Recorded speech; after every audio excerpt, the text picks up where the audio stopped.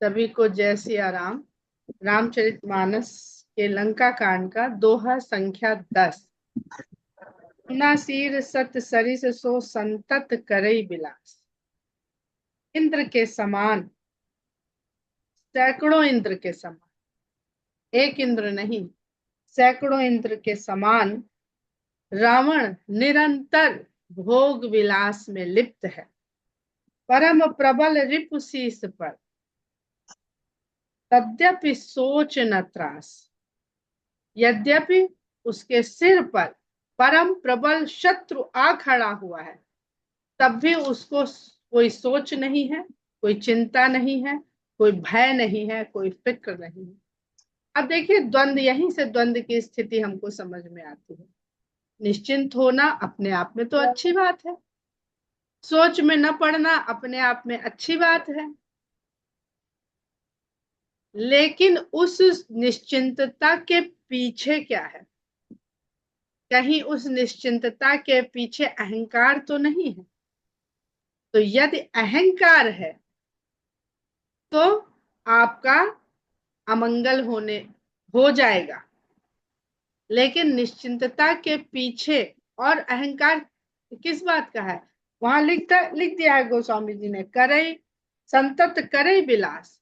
भोग विलास के कारण अहंकार ने आपके भोग विलास की प्रवृत्ति को इतना आपके आगे फैला रखा है कि चाह कर भी सब, एक एक बुद्धि नहीं, एक शीश नहीं, एक मस्तिष्क नहीं, 10 शीश, 10 मस्तिष्क होते हुए भी पर दसों के दसों अहंकार से भरे हुए हैं।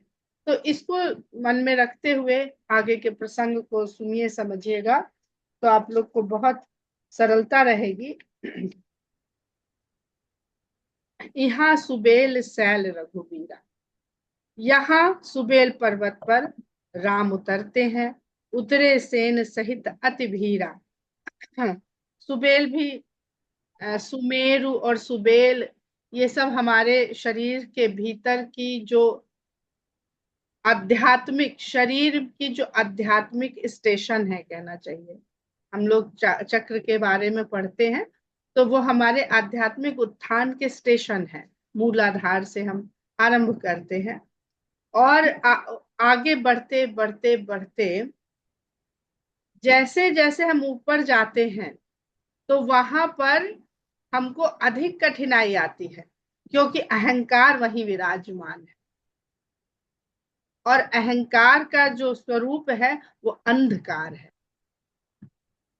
और वहीं पर विराजमान है हमारा जो कहते हैं ना, जो ज्योति का दर्शन होता है, वे वहीं विराजमान है।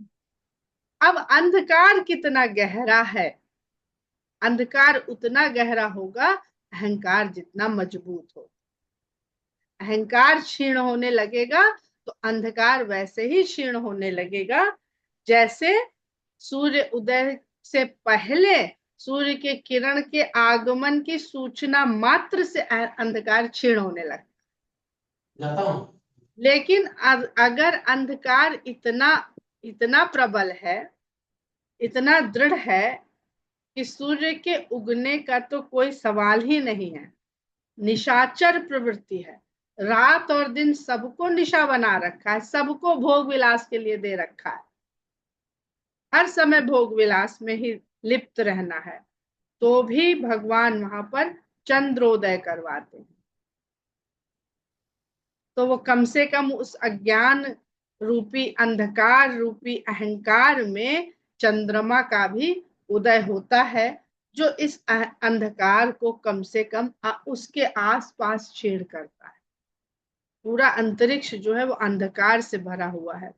इस बात को ध्यान में रखते हुए देखिए कि भगवान वहां उतरे कि बहुत अंधकार है, सूर्य तो कभी उदय ही नहीं होगा,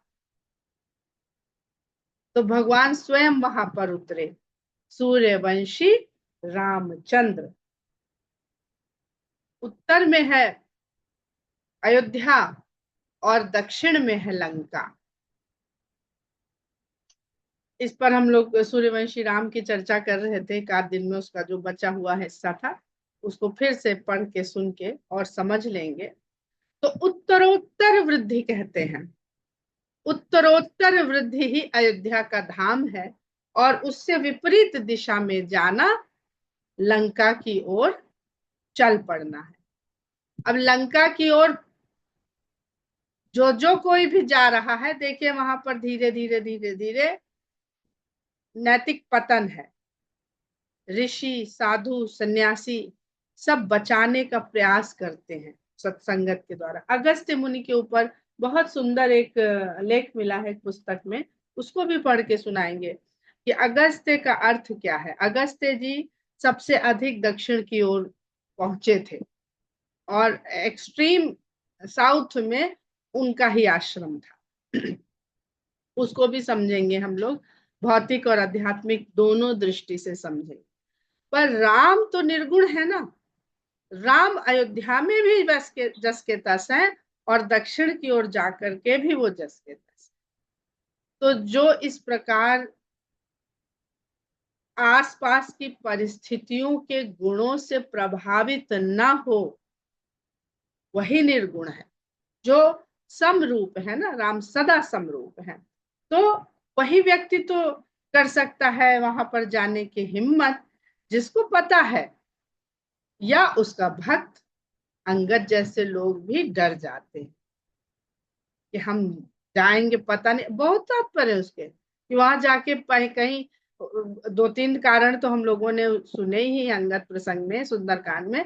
ये भी तो हो सकता है कि वहां जाए उनके ही जैसे ना हो जाए, एक तो बच के ही वापस ना आए, पहला तो यही पढ़ा था, और बचने के चक्कर में कहीं उनके ही जैसे ना हो जाए कि प्राण बचाओ फिर बाद में देखी जाएगी।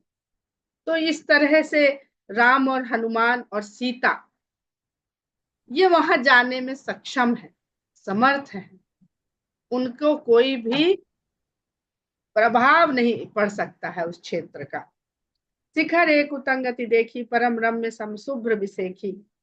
वहां पर भी एक ऐसा शिखर है, आंख बंद करते हैं, अंधकार ही अंधकार है, लेकिन कोई तो एक बिंदु दिखता है जिसमें शुभ्रता, धवलता, प्रकाश दृष्टिगोचर होता है, अनुभूति होती है।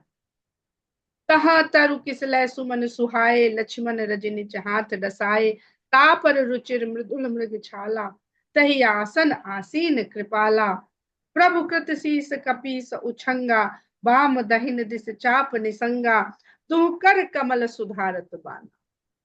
कुछ धारण नहीं किया है, केवल दोनों हाथों से बाण को सुधार रहे कि ये पुकारे तो हम इसके शत्रुओं का, जो भीतर के शत्रु, उसका विनाश कर दें, और न भी पुकारे तो भी हम इसका कल्याण तो करेंगे ही, क्योंकि भगवान पुकारने वाले के, शरणागत का तो सहायता करते ही हैं।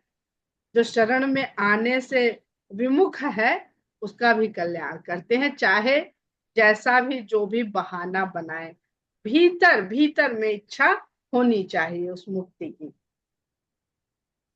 कह लंकेश मंत्र लगी गाना, और विभीषण जी उनके कानों में मंत्रणा कर रहे हैं, विचार विमर्श कर रहे हैं। वहां की भौगोलिक स्थिति, संरचना, किला, सबके बारे में बातचीत हो रही है।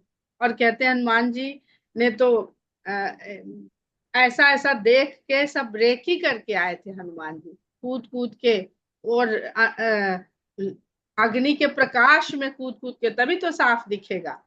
अंधकार में, लंका अंधकार में, वहां कैसे दिखेगा क्या क्या संरचना, सारी तकनीक देखाए थे। और अन्य रामायणों में विवरण है ऐसा कि लगभग 1/4 सेना को ध्वस्त कर आए थे। उनके जो आग्नेयास्त्र थे, फैक्ट्रियां थी, तोपखाने थे, बारूद गोले बनाने, इसको उस समय के आग्नेयास्त्र से मानिए, ये मत सोच लीजिएगा ये तो सब बात की बात है, उस समय तो था ही नहीं। ये हमारी बुद्धि हमें बताती कि उसमें उस समय तो था ही नहीं, क्योंकि बुद्धि उतना ही जानती है जितना हमारे पास जानकारी, और वह उतना ही नहीं है संसार जितनी हमको जानकारी। तो वो सब बहुत कुछ नष्ट कर आए थे। ऐसे ही थोड़ी आग भड़की होगी, बारूद रहा होगा ना वहां, तो एक चिंगारी पड़ी तो भड़की। पूछ से का ऐसे कैसे आग लगेगी इतनी ज्यादा, कुछ तो वहां पर विस्फोटक सामग्री या क्या कहते हैं जिसमें ज्वलनशील ज्वलनशील पदार्थ वहां रहे होंगे, जिसके कारण वो जले। बड़ भागी अंगद हनुमाना, चरण कमल चापत विधि नाना। प्रभु पाछे लक्ष्मण बीरास, कट निसंग कर पास। लेकिन भगवान तो बिल्कुल कल्पना अगर करिए, और गोस्वामी जी लिखते हैं कि एहि विधि कृपा रूप गुण धाम रामु आसीन, धन्य ते नर एहि ध्यान जे रहत सदा लैलीन। तो जरा अगर कल्पना करिए तो ये क्षीर सागर में सोए हुए विष्णु भगवान के जैसा भगवान का स्वरूप वही है। वहां वो शेष शैया पर, सिर तो ऊंचाई पे रहता है ना भगवान का, और नीचे लक्ष्मी जी चरण चाप रही होती है, ऊपर शेषनाग जागृत अवस्था में विराजमान। अब यहाँ पे सुग्रीव की गोद में उनका शीश है, अंगद और हनुमान उनके चरण दबा रहे हैं, क्योंकि वो क्षीर सागर से निकल करके पृथ्वी लोक में आए हैं।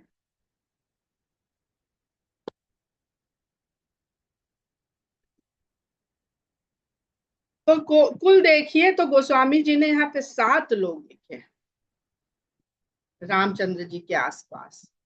विभीषण, सुग्रीव, अंगद, हनुमान, नल नील, नल नील का नाम भी है कहीं, और हनुमान और लक्ष्मण, इतने लोग हैं। आप इस पे अपना अपना लगाइए, बुद्धि लगाइए और समझने का प्रयास करिए कि जब भगवान इस धरती पर आए हैं तो किस तरह का कर्म करने वाले लोग भगवान की सेवा में अपने आप को प्रस्तुत कर सकते। हो सकता ज्यादा, हो सकता कम, जो अभी हमने संख्या बताई। इस रूप का ध्यान करिए। जो लोग इस रूप का ध्यान करते हैं वे मनुष्य धन्य हैं। एहि विधि कृपा रूप गुण धाम राम आसीन। पूरब दिशा बिलो की प्रभु, देखा उदित मयंक। अब भगवान जब लेटे हैं तो पूर्व दिशा की ओर वो उगता हुआ चंद्रमा देख रहे हैं। अभी जो हम लोगों ने बात करी ना कि लंका निशाचरों की नगरी है, वहां कभी प्रभात होता नहीं, ज्ञान का प्रभात कभी नहीं होता है। वो सदा अज्ञान और अहंकार के अंधकार में डूबी हुई नगरी। तो रात में भी चंद्रमा उदय हो, तो भगवान उदित होता हुआ चंद्रमा देखकर कहत सब ही देखहु ससे। सबसे कहते हैं कि जरा चंद्रमा को सब लोग देखो। मृगपति सरिस असंग। इस तरह से मृगपति, मृग का अर्थ केवल हिरण नहीं होता है, मृग का अर्थ पशु भी होता है। इसीलिए शिकार को मृगिया कहा जाता है, और सिंह को मृगपति, पशुओं का राजा। किस प्रकार सिंह की भांति शंका रहित होकर के उदित हो रहा है। अब देखिए,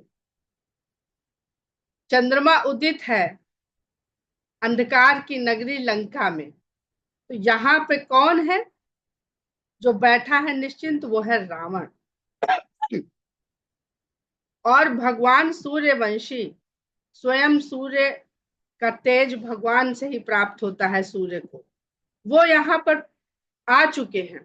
फिर भी वो निश्चिंत है सिंह के समान। जैसे वन में सिंह जब घूमता है, मृगपति, और मृगपति को वध कौन करता है? मृगिया करने वाला। तो मृगपति सिंह की समान वो निशंक है, और ये नहीं जानता कि सबसे बड़े मृगिया आखिर तक राम, जो स्वर्ण का मृग लेकर के उनको धोखा देने गया था, और जिस मृग का उन्होंने शिकार कर दिया था, वो आज उनकी लंका में आ चुके हैं। लेकिन उसका अहंकार उसे इस बात का स्वीकारोक्ति नहीं करने दे रहा। पूरब दिस गिर गुहा निवासी, परम प्रताप तेज बल राशि। कहते हैं कि ऐसा लगता है कि पूर्व दिशा रूपी पर्वत की गुफा में रहने वाला ये तेज बल प्रताप की राशि है। जो अब पूर्व दिशा में ही बाल कांड में देखिए तो कौशल्या माता को प्राची दिशा कहा गया है, और भगवान के प्राकट्य को बताया गया है। सूर्य उदय की प्राची दिशा में सूर्य उदित होता है, तो जहां सूर्योदय होता है वही पूर्व दिशा है। जहां भगवान प्रकट हुए हैं तो कौशल्या माता को प्राची दिशा से उपमा दी है गोस्वामी। अब ये लंका है और इसको पूर्व दिशा गोस्वामी जी लिख रहे हैं। इसमें बहुत बहुत गहरी बातें गोस्वामी जी ने लिखी हैं। बल की राशि, तेज और प्रताप की राशि, अपने अपने ही क्षेत्र में मनुष्य क्या होता है, जीव क्या होता है, अपने तेज बल प्रताप को जब देखता है तो उसको कुछ और नजर नहीं आता है। वो स्वयं को ही सर्वस्व मान के बैठा रहता है। मत्त नाग तम कुंभ बिदारी, ऐसा लगता है कि मत्त नाग, मतवाला हाथी, तम कुंभ बिदारी, मस्तक को विदीर्ण करके, बिदारी मतलब चीर फाड़ के, विदीर्ण करके आकाश रूपी वन में निर्भय विचर रहा। जबकि आप लंका कांड से पहले देखिए तो गोस्वामी जी ने हर जगह हाथी की उपमा जो है वो अधर्म के रूप में करी है और सिंह को धर्म के रूप में बताया है। पर यहाँ पर तो कुछ अलग बात, अलग ढंग से बात कह रहे हैं, क्योंकि यहाँ पर सब कुछ अलग ढंग। थोड़ा मुश्किल है, इसको आप लोग स्वयं बहुत इस पे चिंतन करेंगे तो धीरे धीरे समझ में आएगा। विथुरे नभ मुक्ताहल तारा, निस सुंदरी केर सिंगार, और इस निशा रूपी सुंदरी का श्रृंगार करने के लिए मोतियों के समान तारे पूरे आकाश में बिखरे हुए हैं। ये बहुत बहुत सुंदर निर्गुण का भाव यहाँ पे बताया जा रहा है भगवान के द्वारा कि वैसे रात्रि और दिन ये सिर्फ हमारे लिए एक भ्रम की स्थिति है। आंख बंद कर लीजिए तो रात्रि, आंख खोल लीजिए तो दिन है। वो सब कुछ भ्रम है। जो भी यहाँ संसार में दिखता है, कहते हैं ना, वो पता नहीं हमने बताया था कि नहीं, कि जनक जी एक बार रात्रि में अपने शयन कक्ष में बढ़िया सुंदर अपने बिस्तर पर सोए, गद्दा तकिया सब कुछ, और स्वप्न में देखा कि वो भिखारी हो गए, उनके पास कुछ नहीं है, भिक्षा मांग रहे हैं। इतना उनको विदेह, जैसे जनक के लिए ये कथा है, जो विदेह हैं, देह के मोह से बिल्कुल मुक्त हैं। छटपटाहट में उनकी निद्रा खुल गई, इतना अपने आप को उन्होंने बेबस पाया तो देखा तो अपने शयन कक्ष में सुंदर बिस्तर पे सोए हुए थे।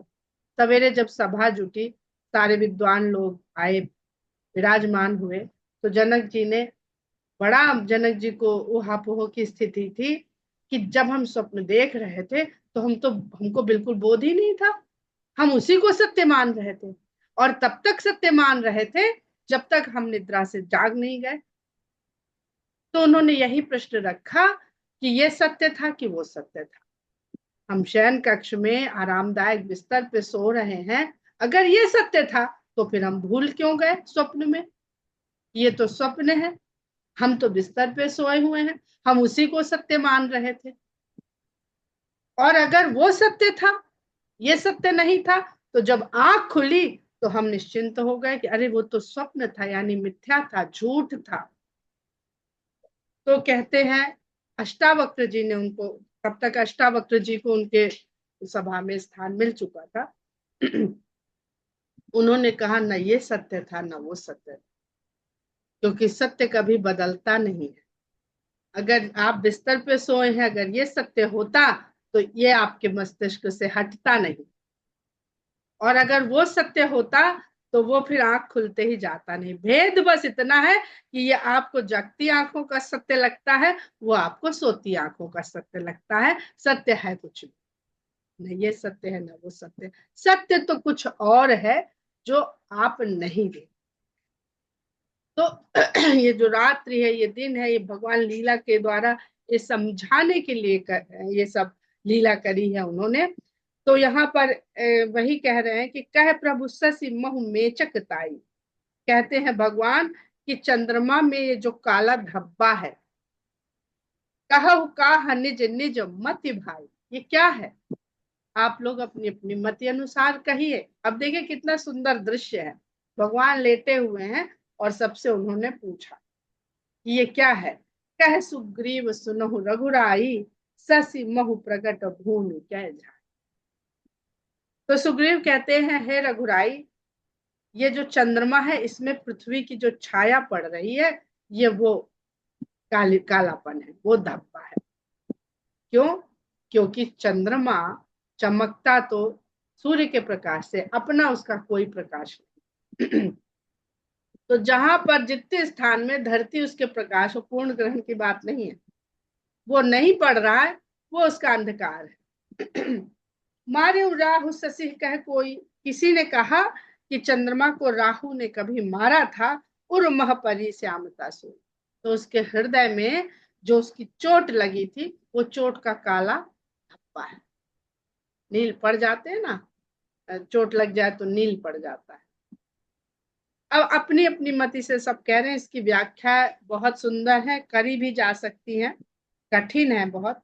को कह जब विधि रति मुख कीना, सार भाग सस कर हरिणी। किसी ने कहा जब विधाता ने रति के मुख को बनाना शुरू किया, तो चंद्रमा के सार से थोड़ा सा भाग निकाल लिया, वो रति के मुख में दे दिया, तो वहां से जो सौंदर्य है, शोभा है, वो निकल गई। तो वहां पर वो तेज, वो प्रकाश नहीं रह गया, वो रति के मुख को प्राप्त हो गया। सृष्टि की संरचना का भी बहुत सुंदर वर्णन है। और इसके ठीक बाद, इसको याद रखिएगा, ये अपनी अपनी मति से कह रहे हैं, पर इसके ठीक बाद जो मंदोदरी रावण से कहेगी, वो इन सबसे बहुत ऊपर की बात कहेगी। तो गोस्वामी जी ये दिखाना चाह रहे हैं कि इस लंका में जो राम के साथ आए हैं, उनकी बुद्धि भी सीमित है, उनकी मति भी अपने जीव की अपने अपनी अवस्था के अनुसार ही उसकी सोच रहती है। और मंदोदरी जो लंका में रहती है, उसकी बुद्धि की बात देखिएगा। छिद्र सो प्रगट इंदु उर्माही, तही मग देखिए नभ परिचाही। कोई कहता है कि जब वहां से ले लिया तो वहां पर छेद बन गया, छेद बन गया। जब छेद बन गया, देखिए बहुत सुंदर बात है, बहुत ध्यान से समझिएगा। चंद्रमा में जब छेद बन गया, वहां से कुछ ले लिया, तो वहां पर छेद हो गया, यानी उस छेद से अब ये आकाश का अंधकार दिख। तो प्रकाश में अंधकार की व्यापकता को देख रहे। चंद्रमा के पीछे जो आकाश है, वो तो अंधेरे में ही है ना, वो तो काला ही है ना। काला ना हो तो चंद्रमा दिखाई ना पड़े, रावण ना हो तो राम दिखाई ना पड़े। प्रभु कह गरल बंधु ससुकेरा, भगवान कहते हैं। अब भगवान की अवस्था क्या है इस समय? सीता जी से वियोग में है, तो विरह की स्थिति में है। और बड़ी सुंदर ये बात है कि गोस्वामी जी ने एक चौपाई कहा है ना, कि जो जब जैसा जिसको दिया नाटक में करने को चले, तो वो वैसे ही वैसे नाचे, तभी वो नाटक जो है सफल है, नहीं तो नाटक फेल है। और नाट्य शास्त्र जो भरत मुनि ने लिखा, उसमें बहुत सुंदरता से इनका वर्णन है। देवासुर संग्राम से लेकर, समुद्र मंथन से लेकर रामायण के इस युद्ध तक, और सब अपने पात्र को जीवंत कर रहे हैं। सब में देखिए तो देव और असुर, यानी शुभ और अशुभ का ही युद्ध है, शुभता और अशुभता का, मंगल और अमंगल का, इन्हीं का युद्ध है, इन्हीं का द्वंद्व है। अब जीतेगा तो मंगल ही जीतेगा, अगर अमंगल जीत जाएगा तो फिर उस युद्ध का कोई मतलब नहीं है। परंतु सभी युद्धों में अमंगल को, अशुभता को पूरी तरह नष्ट नहीं किया जाता है, संतुलन में लाया जाता है। शुभता के संतुलन में कितनी अशुभता इस संसार में रहे, कि संसार का संतुलन बना रहे। सब जानते हैं, तो कथा में कोई सस्पेंस तो है नहीं।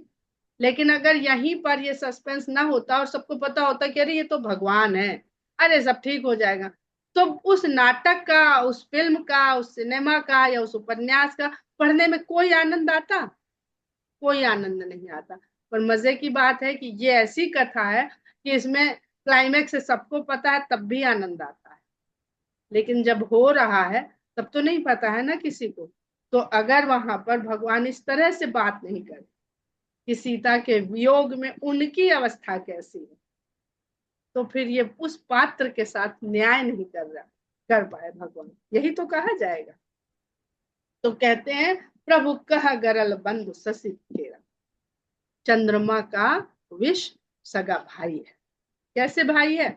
समुद्र मंथन की जो बात कही ना, इसीलिए कही कि समुद्र मंथन से चंद्रमा भी निकला था और विष भी निकला था, लक्ष्मी भी निकली थी। एक जगह गोस्वामी जी ने सीता जी के जब सौंदर्य की तुलना करी है बालकांड में, तो वो यहीं रुक गए हैं कहते कहते कि इनके मुख की तुलना लक्ष्मी से नहीं की जा सकती, क्योंकि उनका तो भाई है विष, तो उनकी कैसे तुलना की जा सकती है, लक्ष्मी जी से कैसे तुलना की जा सकती है। तो कह रहे प्रभु कह गरल बंधु शशि केरा, अति प्रिय निज उर दीन बसेरा। भाई होने के नाते वो इतना प्रिय है चंद्रमा को कि उसने अपने हृदय में उसको स्थान दे दिया है। और भाइयों से प्रेम है भगवान को, एक भाई से इतना प्रेम है कि उसको साथ ले आए हैं वनवास में। एक भाई से इतना प्रेम है कि उसको किसी तरह समझा बुझा के वहां भेजा है, पर हृदय में लक्ष्मण बगल में विराजमान है, भरत जी उनके सदा हृदय में विराज। अब यहाँ पे भरत जी को कृपया विश्व भर तुलना कर लीजिएगा, क्योंकि अपनी अपनी मत अनुसार उन्होंने कह दिया। तो अति प्रिय निज उर दीन बसेरा, विष संजुत कर निकर पसारी। तो जब वहां से किरणें चलती हैं चंद्रमा की जो शीतल हैं, वहां विष भी तो भरा हुआ है, तो उन किरणों में, उन शीतल किरणों में विष का प्रभाव भी आ जाता है। आप पानी की धार ऐसे डालिए, उसमें जरा सा नींबू निचोड़ दीजिए थोड़ा सा, तो अब जो धार डालेंगे उसमें नींबू का भी रहेगा कि नहीं गुण। तो विष संयुक्त, विष से संयुक्त किरणें जब निकल कर फैलती हैं, जारत विरह बंत नर नारी, तो ये विष ही है जो विरह में पड़े हुए स्त्री पुरुषों को जलाता है, यानी कष्ट देता है, पीड़ा। भगवान राम ने शायद चंद्रमा के साथ कोई बातचीत एक बार लक्ष्मण जी से करिए बालकांड में, सीता जी को देखने के पश्चात, और दूसरी बार शायद यहाँ कहे हनुमंत सुनो प्रभु शशि तुम्हार प्रिय दास। ये दोहा बहुत सुंदर, ये भगवान और भक्त के संबंध को बताने के लिए सर्वश्रेष्ठ ये यहाँ पर उपमा है, कि गोस्वामी जी कह देते हैं कि भगवान और भगवती के संबंध से भी ऊंचा भगवान और भक्त का संबंध। कहे हनुमंत सुनो प्रभु शशि तुम्हार प्रिय दास, तब मूरत विधु उर बसत सोई श्यामता भास। कहते हैं कि हनुमान जी कि हे प्रभु, ये जो चंद्रमा है ये आपका दास है, आपका सेवक है, और आप हो सांवले काले, तो आपकी जो मूरत उसने अपने हृदय में बसा रखी है, ये वो काली। जाकी रही भावना जैसी प्रभु मूरत दिन देखी है। तो सबसे सुंदर उस कालिमा को भी, उस धब्बे को भी, उस मेचकता को भी सबसे सुंदर किसने बताया? हनुमान जी, कि जहां जो काला है वो सब आप हो। वही काला जिसको भगवान खुद निशा कह रहे हैं, खुद पूरी कथा में अज्ञान, अहंकार, अंधकार समझ में आ रहा है, उसको एक भक्त भगवान का रूप बता देता है। पवन तनय के वचन सुन बिहसे राम सुजा। लंका कांड में हमें लगता है कि रामचंद्र जी सबसे ज्यादा उनके हंसने का जिक्र हुआ है, बहुत जल्दी दोबारा से हंस पड़े हैं। पवन तनय की बात वचन सुन करके राम सुजान, सुजान शब्द के बहुत सारे अर्थ हैं।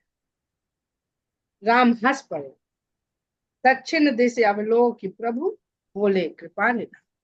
अब दक्षिण दिशा की ओर देखते हैं प्रभु, और कृपा के निधान भगवान बोलते हैं। क्या बोलते हैं ये हम लोग कल सुनेंगे। कल वहां पर अब देखिए आकाश में चंद्रमा और उसके बाद रावण का जिक्र है, तो इसको जरूर आप लोग आपस में जोड़ के जरूर समझने का प्रयास करिएगा। जय सिया राम।